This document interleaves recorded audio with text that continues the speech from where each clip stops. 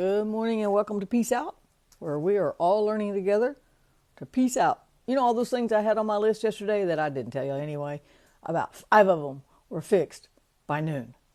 I was like, see, if we just learn to trust God and trust those directions he gives us, things work out. I won't put this on you, I tend to worry about things a lot more than I should, because I'm analyzing, what can I do? How can I do this? What can I do with this?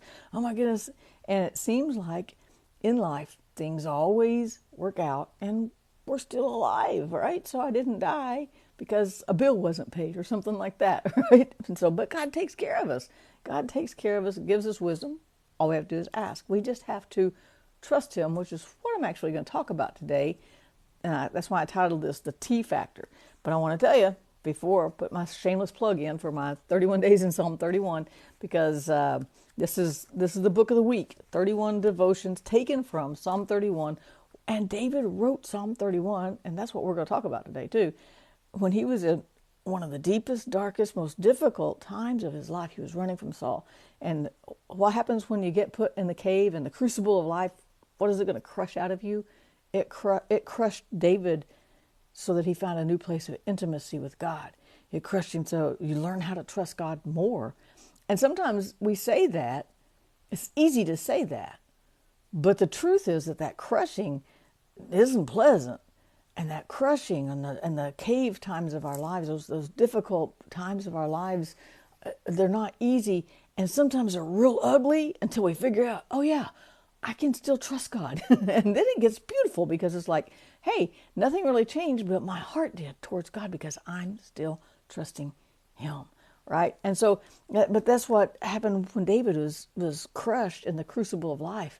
He found that intimacy with God. He found a new level of trust with God. And he was hiding in a cave, right? He was hiding from Saul. David had been anointed king, but the king who was in that position on the throne at the time was chasing him, trying to kill him so that he could, because he thought, I guess Saul thought David was going to kill him and take it, but that's not the way God wanted to do it, right? David walked through a really very numerous difficult times in his life too. And so grab this it's on Kindle and print on Amazon, and it's on my ebook store. It's in the ebook form where you can download it onto your phone at Doves Fire Ministries bookstore.com. Those links are on my page somewhere, and I post every day. So next week we'll have a new book of the week. Anyone want to guess what it'll be? I already know. That's a good thing, right?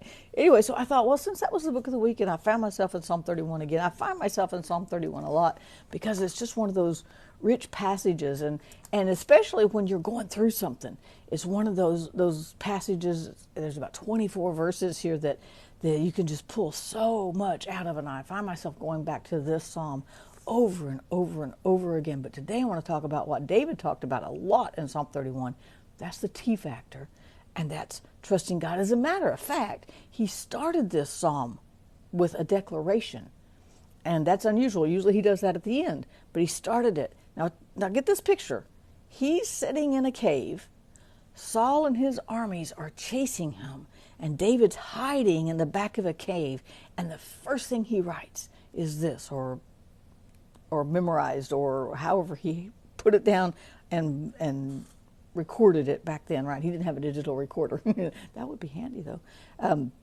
In you, O Lord, I put my trust. He started this psalm with the T factor. He's trusting God, and he's in a very difficult spot. Yes, he could kill Saul and take the throne, but he didn't want to do it that way. God was giving him the throne, so he was waiting on God. And waiting on God is not as pretty as it sounds. Trusting God is not always as pretty as it sounds, right? Sometimes there's a lot of anxiety works in there. Sometimes there's a lot of emotions that get worked in there, right? Sometimes there's a lot of sticky situations. But in the middle of a cave, a dank, dark cave, we can sit down when our lives look that way and say, in you, oh Lord, I put my trust. And when we say that and we mean it from our heart, it can change the whole situation. And even if our circumstances don't change, because he didn't just all of a sudden get lifted up to the mountaintop just because he declared that he was going to trust God, right? It didn't all go away. Saul didn't go, oh, my bad. I'm sorry. Let me just move on. No, his circumstances didn't change, but his heart became more steadfast. His heart was being anchored to God because he's declaring, I will put my trust in God. And then he goes on down and he says it again in verse 6. He says, but I trust in the Lord. And right here in the cave, he says this, I will be glad and rejoice in your mercy. Can you say that from your cave right now?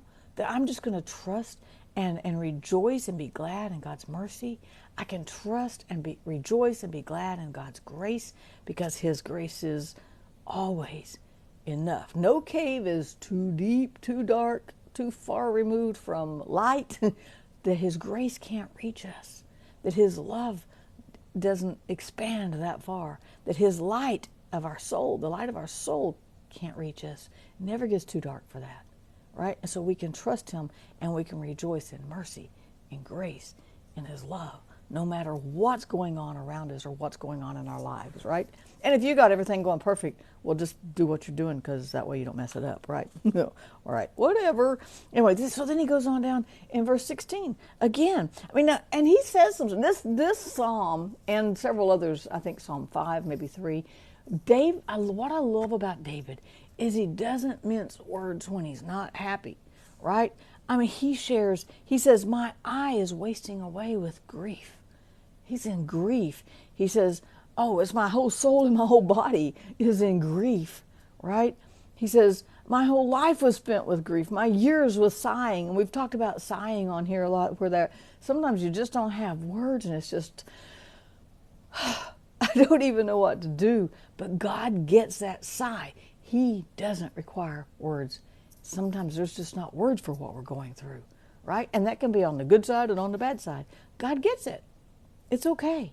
And then he goes on, he says, I'm a reproach. I'm repulsive to all my acquaintances. Everybody has forgotten. I'm forgotten like a dead man. I am a broken vessel.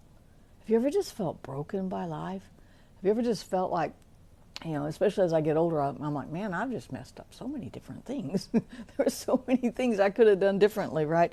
And he says, I hear the slander of many fears on every side. See, we're not allowed to say in some Christian circles that we're afraid, or that we doubt, or that we don't know what to do, or that something bad is happening. That's not faith. That's not faith at all, just because you're not acknowledging something that's going on in your life. This is David, a man after God's own heart, and he just pours it all out there. He says, I'm afraid. Paul said he was afraid too, right? I'm afraid. I'm in grief. These are emotions that sometimes aren't allowed, and that's what this freed me up to go, oh, I've got these really deep-seated griefs in my heart that it's okay to give to God. It's okay to acknowledge. People hurt my feelings, God. What am I supposed to do with that? Well, it all comes back to, I'm just going to trust God. Maybe you're facing fearful circumstances. Maybe you got bad news this week. Maybe a loved one passed. It's okay to express that to God. He never says, not now. No, I don't want to hear that.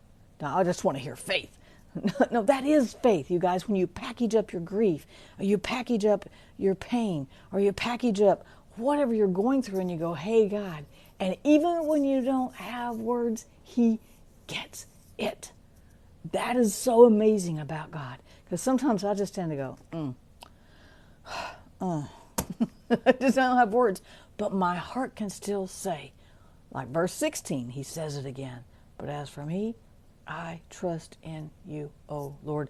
I say, you are my God. He's sitting in the back of the cave, y'all.